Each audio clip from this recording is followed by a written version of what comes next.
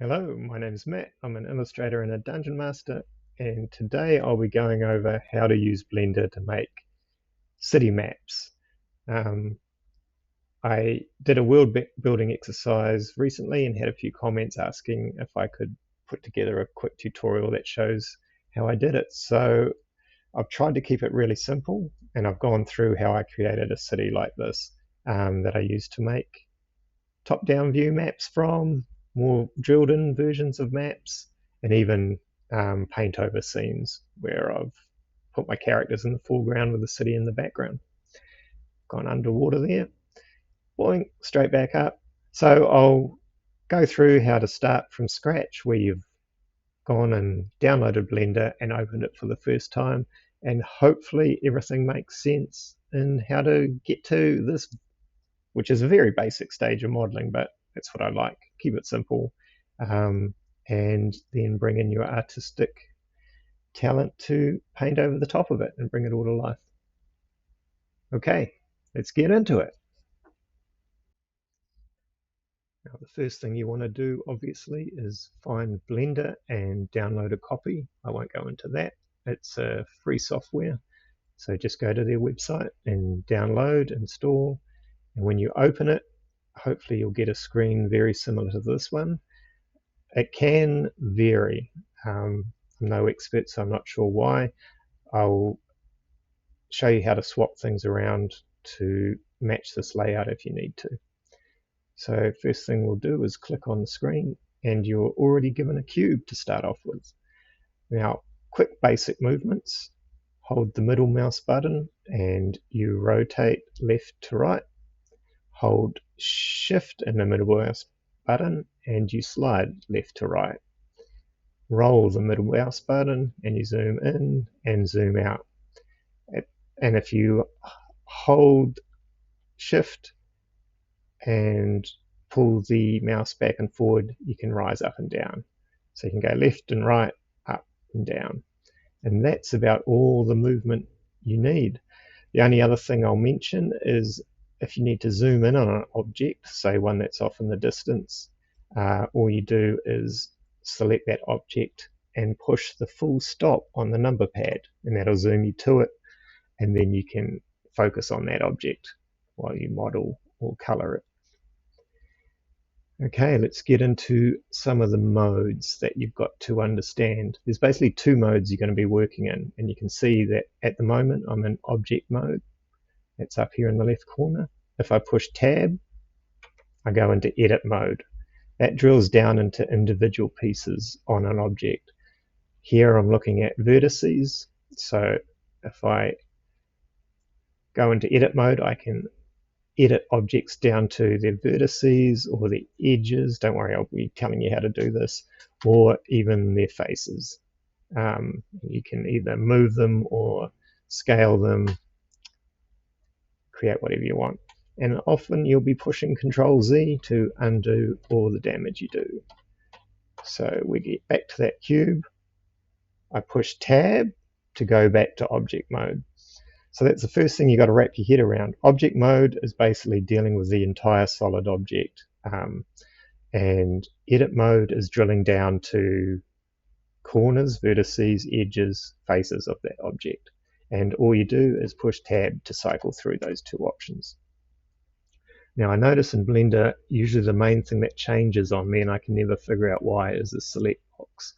I like to have the select box. If you don't have that up there, just hold down the left mouse button while you're on it and keep the mouse button held, scroll till you get your select box. And that just lets you drag and select things. If I have multiple cubes, which again I'll go into, don't worry. Just got to figure out how to make a multiple cube. There you go. Then if I need to select them both, I just can drag and select. And then I can move them both around. Okay, and again, Control Z to undo all that weird stuff I've just done. And as you can see, to see if you select something, it'll just be highlighted. So you just left click on that, left click off it, you unselect it. You don't need to worry really about the right button, right mouse button at this stage. you'll see that it gives you a heap of things that you don't even need to worry about. So all you need to have on movement and selecting is that middle mouse button is basically your movement key combined with the shift key to give you all sorts of different movement options. You've got to play around with it a lot to get used to it. It feels really weird at first, but becomes second nature after a while. And then if you don't use Blender for a few months, you forget it all again and have to try remember. Which brings me to the first thing that is your friend when using Blender is Google. Rather than trying to figure things out, Google it. In 10 seconds you'll have a million answers on what you need to know. And I have to do it often. Even when I was using Maya as a full-time 3D artist, you would be Googling so many different things each day because you can't remember it all. Okay, I'll take a pause there as I edit. So the first thing to wrap your head around is that tab key changing between object mode and edit mode. You have to keep a track of this in your mind only for one reason at this stage, and that is if you add another object like a cube, if you don't do it while you're in object mode and do it while you're in edit mode, it does some weird things, which I'll show you shortly once we start adding things. But yeah, get that into your mindset. 2 modes to work in: object mode, edit mode, tab key to cycle through them. The next thing you want to also understand is this here, which is your global mode or your local mode. And this is just for when you are scaling, moving, or rotating your objects. You're telling the object whether you want to scale it in terms of the world and its X and Y axis, or you want to scale and rotate the object according to its own individual local axis. And what I mean by that is, as a quick example, an object node, I select this and I go to rotate. I'll go into these side panels in a second as well. This is just to demonstrate global and local modes. And I'm in global mode, so it doesn't matter where I am. If I rotate this guy, it will rotate according to the world, not according to the object. So if this is slightly rotated and I then rotate it again in world mode, you'll notice that this ball, the circle, doesn't follow the shape of the cube. It stays in the world. And now if I rotate this part, it rotates it according to the world, not according to the box. And to demonstrate the difference, we'll Control Z, undo everything, go into local mode, and now it's focused on this cube's own axis. And if I rotate it, you'll see that the rotator, the ball, stays now on the axis of the cube. And so if I pull the red, it will actually rotate it according to where the cube sits. We'll go into more detail about that, but that's just the second mode you have to get used to working in, and it comes more and more apparent as you add more objects. Yeah, so I start off on global for now, but you'll be swapping between these 2 modes just to help your modeling. Okay, so we're in object mode. We'll go to this left side here. You don't need to worry about this cursor button, and you don't need to worry about this annotate, I don't even know how to pronounce that, or the measure.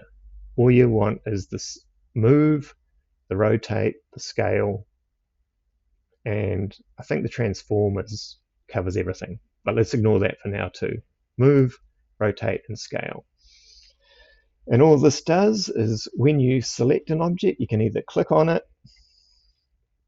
or drag, click. You can either choose to move, you just left click on any of these arrowheads. If I left click on this one and drag, it moves, Control Z, puts it back to the 0 point, 0. And you can see over here, now this is one of the things that might not show up. This is, I've clicked object properties, and all this is showing me is where it is in the world space. So if I move it up, you can see it's gone 1.5 meters up in the air, the Z axis. You probably won't have to worry too much about this for the modeling stage.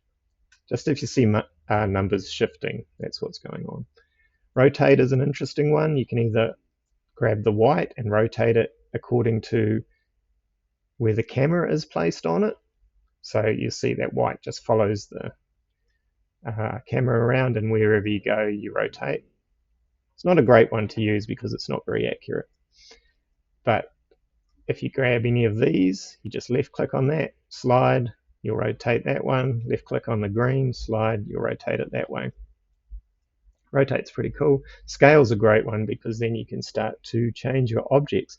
If you grab the white, you just scale the whole thing up and down, which is useful. But if you grab, say, this green box, left click and drag, look, you've made yourself a triangle, a whole new shape.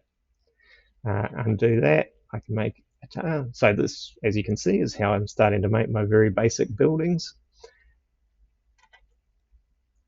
And the last one, oh no, we've done them all. It's just the move to get around. Okay, but you can see if you go push tab to go into edit mode, life gets more complicated. But again, there's only 2 of these I ever use, and that's the extrude region and the loop cut. So we'll go into those later on. So don't get overwhelmed by all of this. I don't think I've ever clicked on any of these, just the extrude region and the loop cut, which we'll use later on.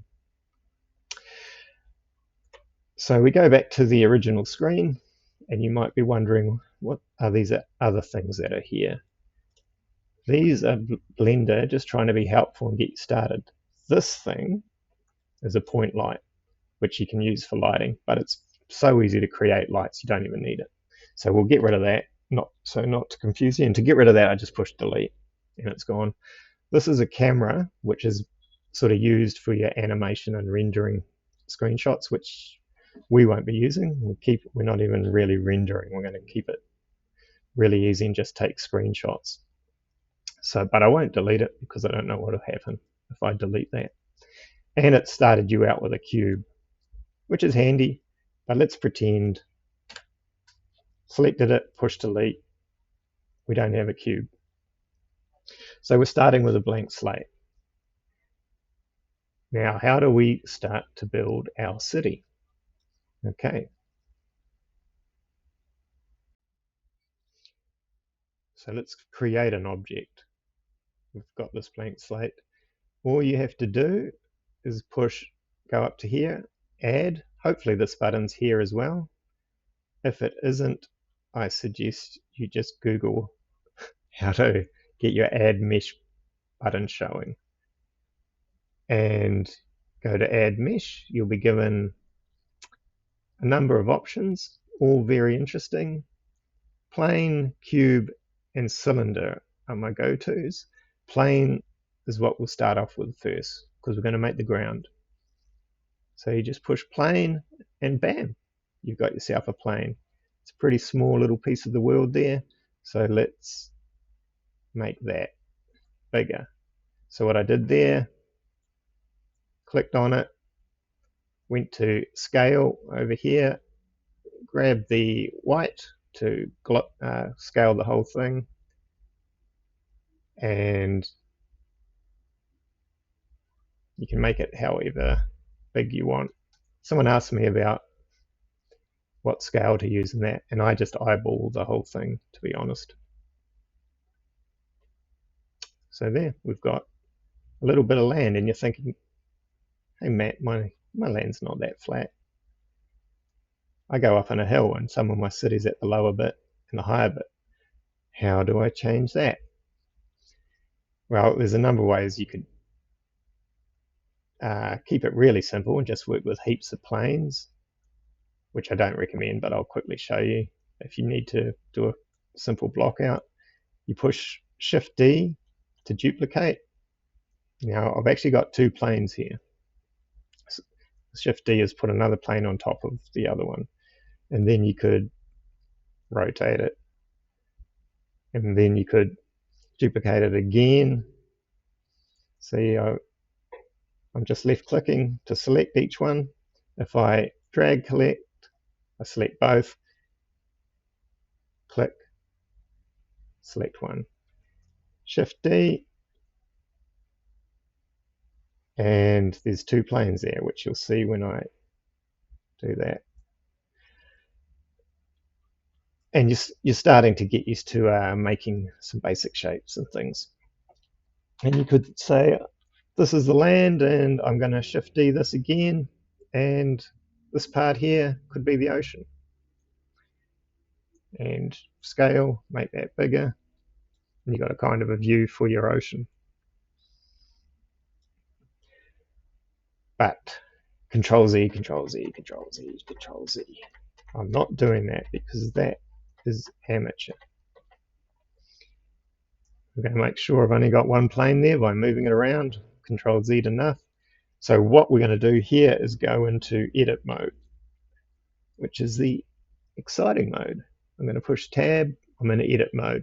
I'm going to go to loop cut, which all it really is going to do is create more edges for me to work with. At the moment, this plane has 4 edges, 1, 2, 3, 4. I go into loop cut, and you can see that it gives me another edge. I'm holding down the left key so you can slide it to wherever you want to go. So I'm going to put it there. And then I'm going to do another one.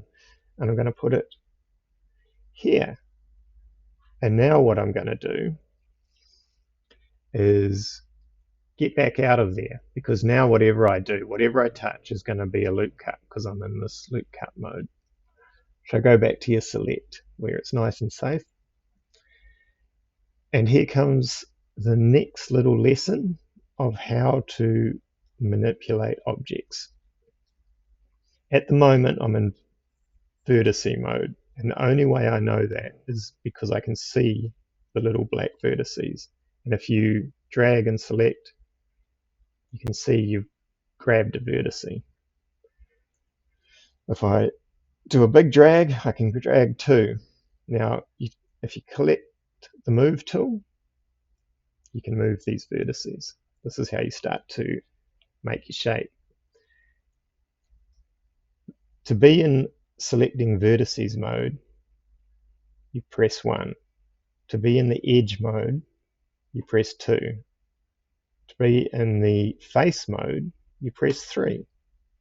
I've pressed 3. If I go select now, it'll select the whole face. So there's basically 3 ways that I can manipulate this object and raise it up. So what I've done there is I selected the face, I pressed 3 to go into the face mode. I've grabbed that part of the move tool with my left click, drag it up, and suddenly I've got a raised platform, a raised ground. I'll undo that. If I go press 1, I go into vertex mode. And you can see it's still selected this area. It's selected the 4 vertices now. So even if I raise it, it'll still work. If I press 2, you can see it's selected the 4 edges. If I raise it, I've done the same thing. So there's a number of ways to manipulate an object. If I go to 1, go back to my select drag, and just say select that one. Now raise it. What's going to happen? Just that part raises.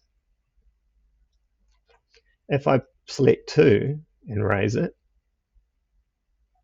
get a nice angle there, which you could also get by selecting that edge there. So vertices and edges are a good way of manipulating parts of it. Faces are a good quick way. Bam, select the whole face, of quickly changing an object. Now this is, say we've raised this land up here. We unselect. Two ways to unselect. You can either just push tab and that'll take you into object mode, and all that stuff you're doing with faces, vertices and edges disappears. So you're not dealing with that anymore, you're just dealing object mode with the whole object. And you can't do anything except rotate, scale and move that object. And what I like to do is bring the part of the ground I'm dealing with approximately into the grid. You don't have to be exact. Just so I know this is ground level.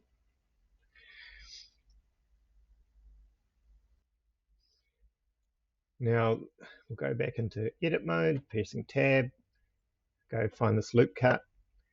You can get really specific on how your land looks.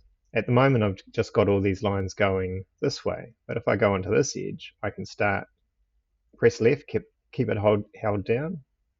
I can start to add more lines, more edges.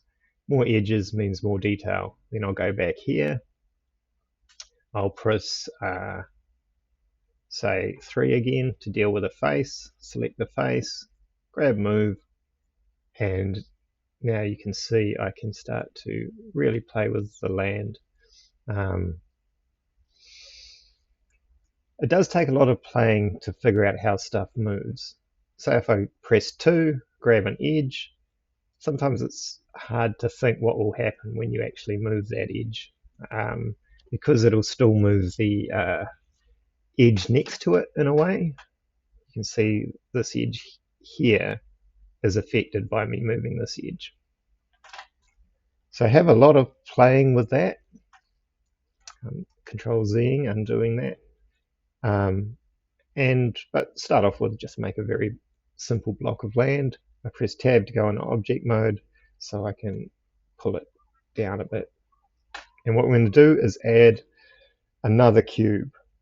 Well, our first cube, which is going to be a building. So mesh, cube, bam, building. I'm in the move tool, I'll just pull that up a bit. And say if we want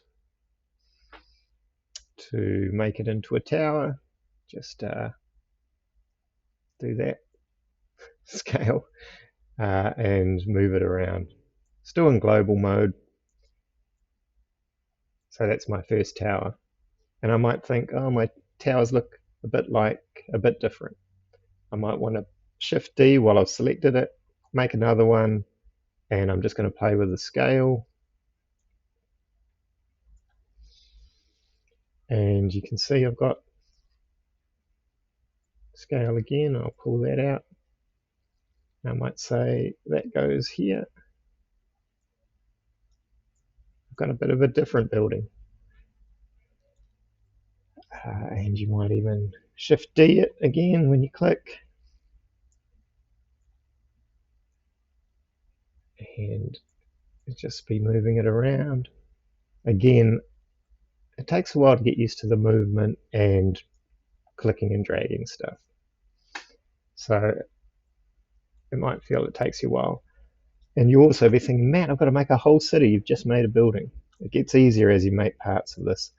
If I left click that, hold shift, left click that, hold shift, left click that, I've selected all three. The other way to do it, of course, is to left click, but you have to get used to angles here. If you left click and drag, I'm at a good angle there so I can select the whole thing.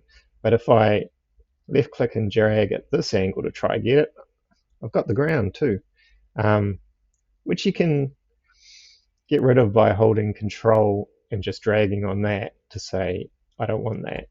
So you start to learn quick ways of selecting things.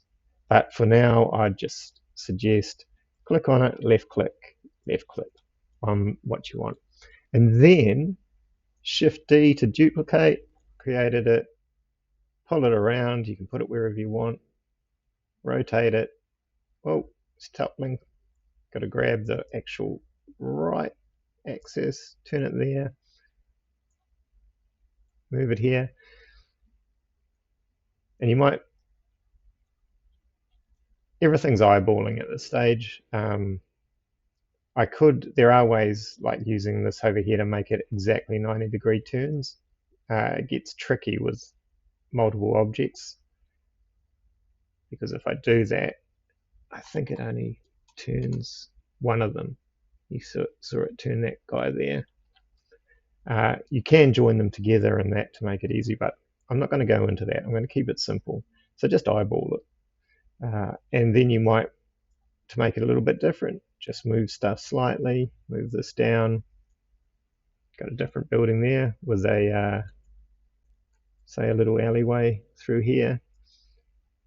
Hold left, shift, shift, shift, click, click, then shift D, duplicate those.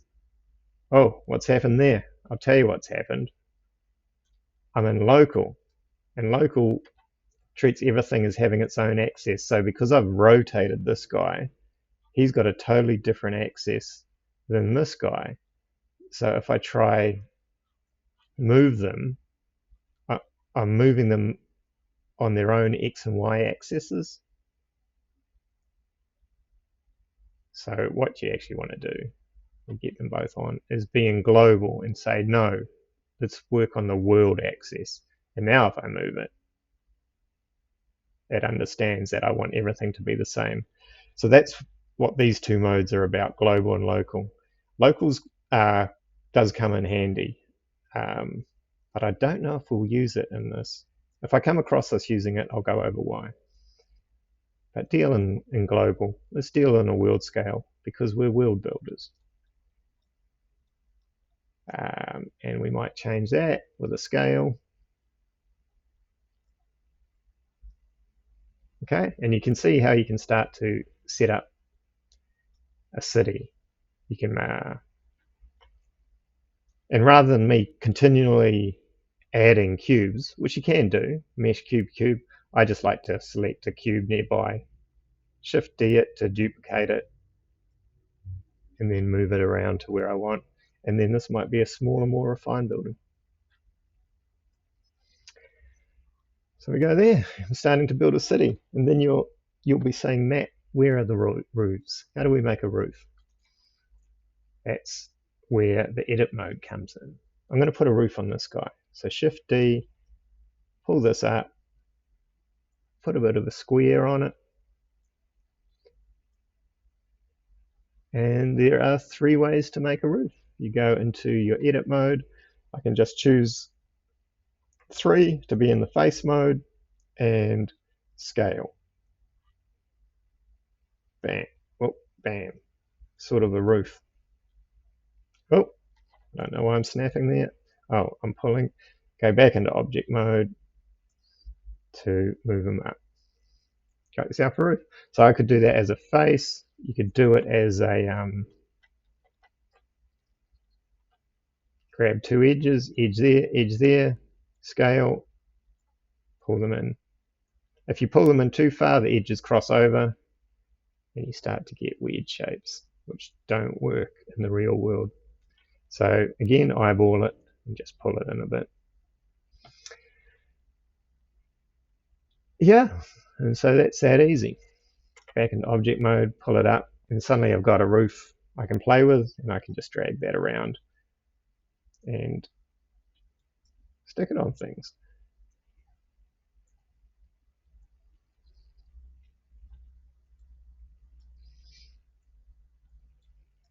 And select all of these. This is my quick select. I select that and then control drag to get rid of the ground. And again, I can shift D to create that bit. And as you can see, the city gets, I might even just grab scale to make a bigger city block there. Move that. Maybe shrink the entire thing down by grabbing the white side, pulling it down. The only way to get used to this is to continually play in this area. I believe, just looking at this, sunk these into the ground. I bet you these guys are floating a little bit, and people could, oh no, I'm still in the ground there. So this is a good start. But the next thing we'll do, which we should have done from the start, is start to color code things. So that's going to be a little bit of a talk right now. Okay, so how to color code things. This takes a little bit of explanation too. So hopefully at the moment you've just been practicing, having fun creating shapes and making very basic towers. Now let's go over to this section up here in the top right. And all these are basically how you see your space you're working in. These two buttons here, you can toggle on and off. Toggle on and off. This one gets rid of your grids and all your invisible objects like your cameras and that, which is great for taking screenshots. You don't want any of that there. And this one gets rid of your cursors. So yeah, when I take a screenshot of my city, I'll turn both these off. And then when I'm working, I turn them both on. These over here are all different things, obviously. You've got transparent mode, X-ray vision, which is quite handy when you want to select vertices that you can't see anymore. I often toggle onto this. Say if I wanted to selected that, go into edit mode, but I want to get a vertice that I can't see anymore to select. All you do is go into X-ray mode, press 1 to go into vertice finding mode, and there it is, and it'll let you choose it, and then you can play with it there. So the transparency mode is more of a problem-solving tool to help you model when you need to see things that the solid objects aren't letting you see. So toggle on that. And all of these other ones I'm going to have to click on to remember what they are, and then I'll try to explain. So this one takes you down to your wireframes, which is, you don't really need. It's more of a more in-depth modeling tool, I believe. What's this one going to do? I think this is the view we've been working in. This is just your grayscale normal modeling view. This one starts to bring in lighting. I don't know where it's getting its lighting from. It's a method to display shade objects in the 3D view. So I think it's just giving you a default lighting setup in case you wanted to work in this space. I'm sure you can still work normally as you would in this space, which again, it does have its own default light setup as well. I can't really see the difference. I wouldn't worry about it too much. This is the big one that you'll be using when you want to render your screenshot. At the moment, because I destroyed that point light, the only light that it's got, I believe, is a world sort of scene light going on. But don't worry, we'll create lights and I'll show you how that works, because we'll be going into this one. Let's go back here. Now I actually think I do know the difference. I think this isn't going to show me colors, and this one will. Okay, let's find out. We're going to create a material. We're going to create a color that we can then drag on to different things. So my roofs might be orange, my buildings might be a stone blue or a wooden brown. So we're going to create 3 colors. And the way you do that is you find your material button here. And again, if you don't have these showing up, which I've noticed sometimes happens, just Google how to display material properties. And then click on that, and you've got a rather blank area because there's been no material properties created. And your material is basically your coat of paint that you're going to throw on things. What you need to do is, let's try this, click a new one, and it's created a material. It's white. Let's make an orange one. So you got a color wheel. You can pick here, get this color. If you click on it, You can play with the values, make it darker or lighter, the saturation, desaturate, saturate. Don't worry about ambience. So let's get an orangey terracotta roof feel here. That's it. And all you have to do is left click on this guy here, the material, and you can drag it and put it on a roof. Oh, it hasn't changed it, but that's because we're in this grayscale default mode. If I go here, excuse me, I don't know what's changed this one. It might be related to this one somehow. I've just got to take a drink of water and I'll be right back. Okay, I'm back and dethirsted. So every time I want to drag this color onto a roof, I can go here, I can go here, and so I'm just left clicking on it and dragging it. And the reason I said I should have done this from the start is it saves you having to drag on every roof. Like if I now go and duplicate this guy, it's carried on the color. So yeah, getting a color, I've just pushed delete then to get rid of it. Getting the color coding early on can save you having to go through, say, a city you've made with 100 buildings and color every roof. You've already done that. Now, see, this is what I'm talking about. This is all changed. Gets me every time. But if I click on an object, it comes back. So maybe that's what you got to do. All these panels here must be for the object. But if I click a different object, you'll notice the material's gone because it's only talking about the material on this object. So whenever I need this color again, I usually have to just go click on it and then make sure I've gone into my material section, and that material will always be there. Let's create another material. There's two ways you can do this. You can just add another material here and click new,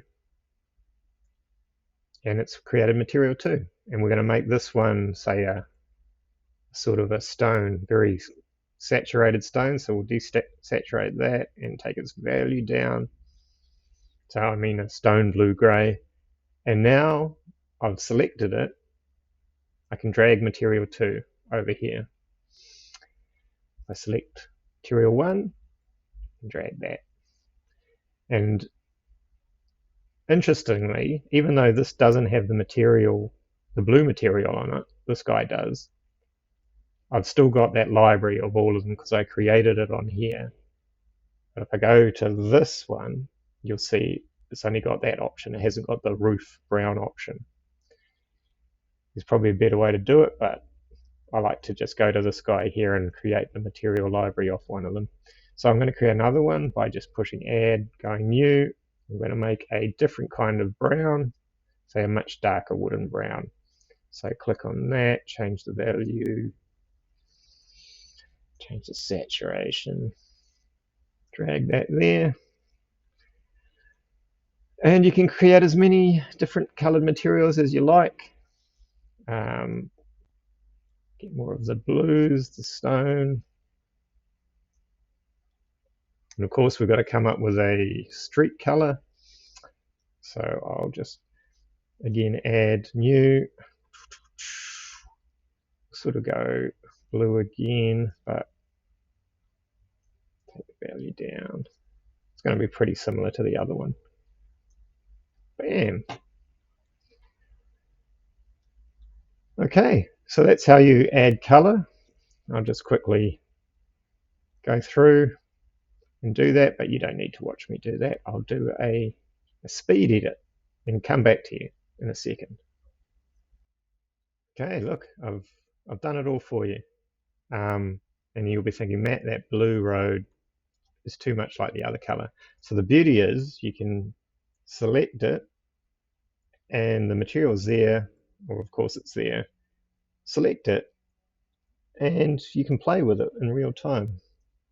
click again, let's make it darker, and you might want a snowy town, or there's a dark map there. Now, if you turn off your cursors and your grids, you've already started to get a basic area you could draw a map for, and just draw over it if you wanted to with a bit of 3D perspective. All you do is print screen and then copy paste that in your Photoshop or whatever you're using. But yeah, we can make it look way cooler than that. If you want a pure top-down view without this perspective in it, go to View, Viewport, Top, and you'll see you get the straight on top view. And again, this color here isn't really working because it's blending in with some of the other colors. So we'd play with that. I'm holding Shift, mouse key. You can still move up and down in this viewport, but as soon as you just press the middle mouse, it'll flick back to perspective view. And you might prefer the perspective view, especially for big maps. Looks kind of interesting.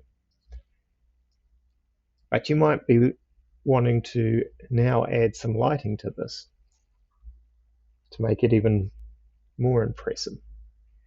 And how are we going to do that? We still deal with this add key here. So it looks like this add key is an important one. You go to add. What are we going to add? Light. And there's two types you can really bring in. Point light's interesting, but we're going to bring in the sun. Press sun. It's made a sun there, and it's got the arrows on it, so you can pull it up. And look, you've got a sun. You want to see how it's affecting the world? You go into this guy, this top right corner here, the global renderer. At the moment, we're saying the sun is coming straight down. This is what this line is. And what we want is to angle it, which is really easy. We're in move mode here. You just click rotate, angle, and look, it's creating shadows for you. Starting to get kind of pretty. It's not a finished modeling demonstration you do to get your 3D modeling job, but it's definitely giving you something that you can paint over and create a map out of. And this is quite useful too. Let's go back to View, Viewport, Top. And to get rid of all these rotating that, you just flick these guys off again. And you can see you're starting to get a feel of a street level view. Middle mouse back into perspective. Let's add. Now you're thinking the sunlight, it's not strong enough. Where's the sun gone? It's because I've toggled these off. There's the sun. I want to make it more powerful. The good news is you got this little light key here, which automatically happens if you click on the sun. So if I'm in location mode and click on it, no, it doesn't automatically happen. You just go to the light bulb, click it. You got a strength key here. Type in a new value to make it stronger. Let's make it 100. Crazy. Bam! We've incinerated a city. It's too much. 20. Here we go, we're getting kind of daylighty. I'll go to the select box just to get out of that screen. And again, you can play with it. And you might be thinking, oh, I like it, but my shadows, they're just too hard, too dark. Why don't you Shift D that sun, make another one. Now you've got two suns. That's doubled your power, which you don't want. But what you do now is you rotate this one into those shadows and you make it much weaker, say 5. And look, it's just soften those shadows. And you can treat that as a sort of bounce light. You've still got dark areas in there, which might work as far as dark alleyways go. And that's basically how I build up my city. Turn off the grids, take a screenshot, start painting over. You could turn this ground here into green grass for a small town hamlet.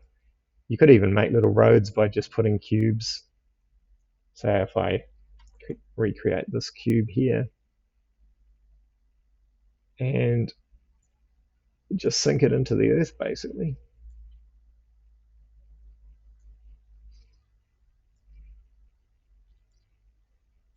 Little road. If I want a brown road, go find that material button, use my brown color, got a little road there. When I make trees, I basically just create a circle. No, it's flat. I create a sphere, and I like the UV sphere, and sort of make it a different shape slightly. And I'll grab one of these for the trunk and turn that green. So say if we go in here, this is a little green tree. We need to make a material. So we're already in the material thing. So plus, new, click, green, value, take it down, drag it on. Oh, it's already done it for me. Smart little blender. I might grab him as a tree trunk, Shift D, pull him across, scale him down. You could use a cylinder as well. Make a cylinder, drag that color on it, but most of the time you hardly see these trunks in the map. And look, we've got Minecraft tree.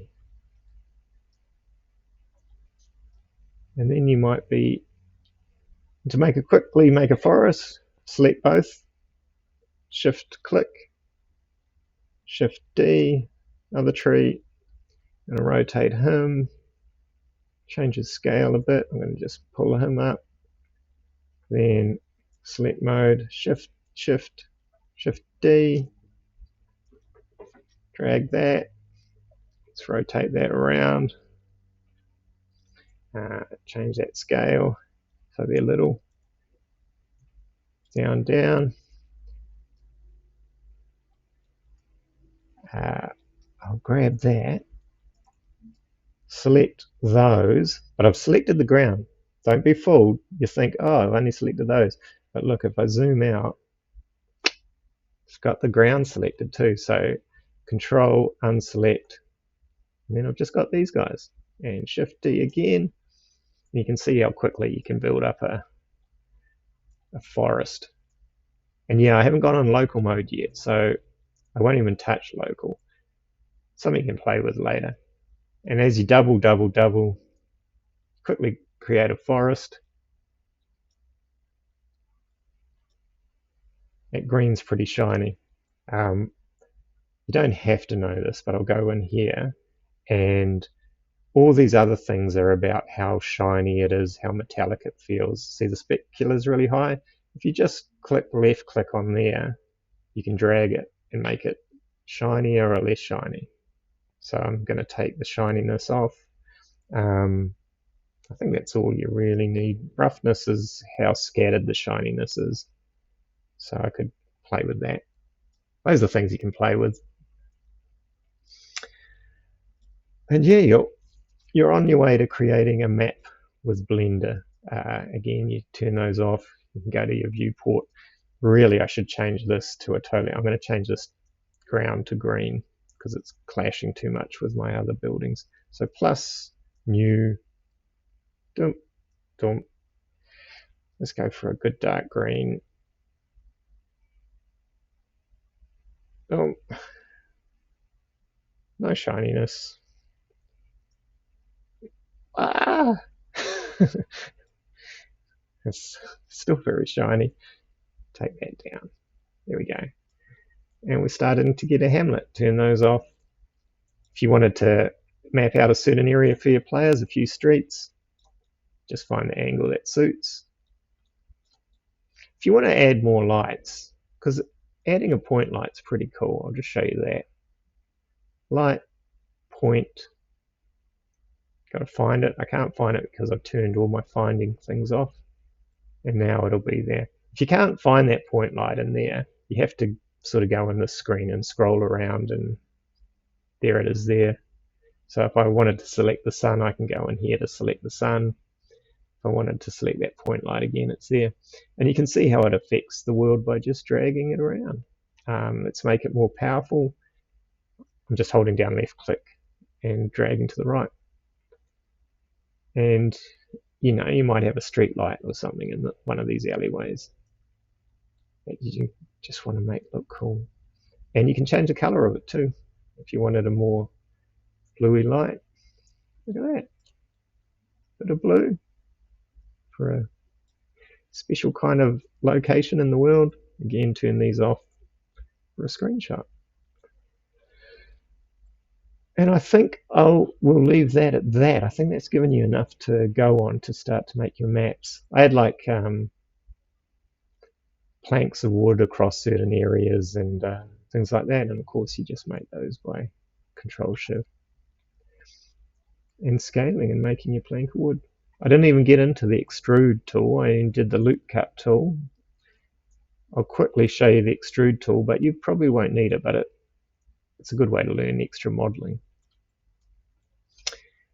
So I'm going to pull this out. It's in direct sunlight now. Press tab to go into edit mode, and this is the loop cut, right? 2 loop cuts, and suddenly we've got a new face here. Press 3. Oh, I'm still in loop cut. Sorry. Press 3, and normally if we pull this up, it'll affect everything. But the beauty of extrude, this guy, is you press that, pull it up. So another way to make buildings. And you might think to yourself, I'll loop cut here, press loop cut, go back, extrude. What do I want to extrude? This face. Oh, I'm in line mode. Get into face mode. And really, to be honest, this is almost everything you need to start modeling. The loop cut and the extrude are my basic 2 tools for starting to model. Go to move, you move that up there. Start to make interesting shapes. A lot of problem solving involved to figure out where you loop cut, where you extrude, when you pull things in. But that all comes with time. And as I said, you don't even need to learn extrude yet. I use it on a tavern, which I'm making, a tavern map, which I'll show you next. And I'll also show you the yaw map again, just so you can see how it can extrapolate into a whole city. Thank you. So let's have a look at that tavern. File, open, recent. The Mermaid's Legs is the name of this tavern. I'm not going to save this. It's gone. So I hope I don't have to come back. And this is the tavern I made with using extrude and loop cut, as well as lots of basic ways I added walls. See, that wall's just a cube. Some of the walls I made kind of complicated by putting loop cuts. We're going to edit mode, putting loop cuts here, extruding them out, extruding them up. So that's all one big solid object. And the beauty of creating maps like this is you can actually make sure everything works in your head. Because I had complicated balconies in areas that I wanted the player to go. Let's go into the color mode, so you can see I've color coded everything. There's a roof up here, which I've just moved out of the way for now, but if I go here and press 0, I've got a roof. And I'm going to paint over that at some point. And again, if I move it out the way, it's all good. Made very simple tables, rooms and doors, just rotated cube slightly. And I've got a map that I can either do at angles to try to describe the player. This roof will get in the way, but I can just move it aside, do top-down views. Again, that's not great. It gives me something to play around with. I haven't even added a sun yet, I don't believe. There's some point lights. And I can remove different areas. So if I just wanted the first floor, I can grab all of this and just move it aside, get a first floor map, second floor map.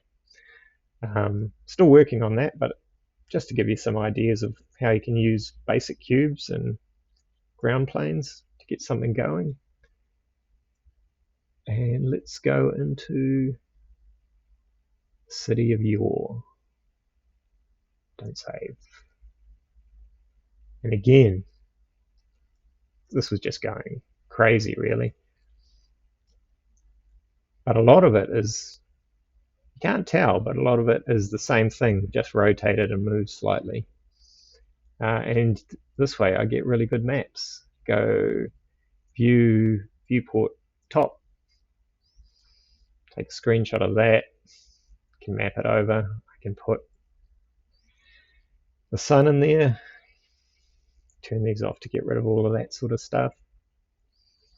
I can drill into areas where I want to do street maps, start to paint over. Really useful tool to quickly lay out cities and make sure they work. You can see my little Minecraft forest there. A lot of them were actually cubes. Another little trick is to get that nice shading. Everything's shaded flat by default, but if you go to Object, Shade Smooth, it'll round everything. Rather than, see, if I shade flat, you get those hard edges. But if you go Object, Shade Smooth, voila, kind of rounds it. Gives it a nice look for the more organic shapes that you have out there. And the beauty of this as well is you can show how the city looks at different times of the day.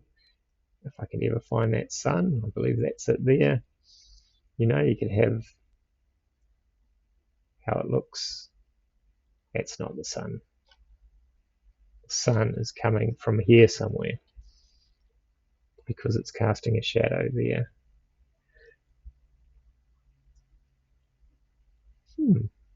That's interesting. I don't know where it's gone. There should be a whole heap of things here, cubes and everything. I'm not sure where they've gone. But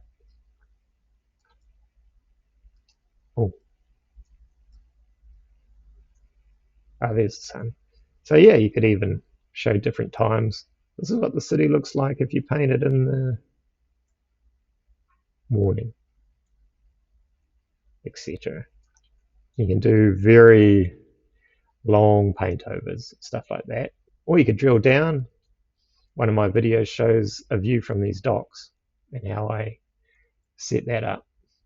Episode 5 of the Adventures in Winter's Edge series.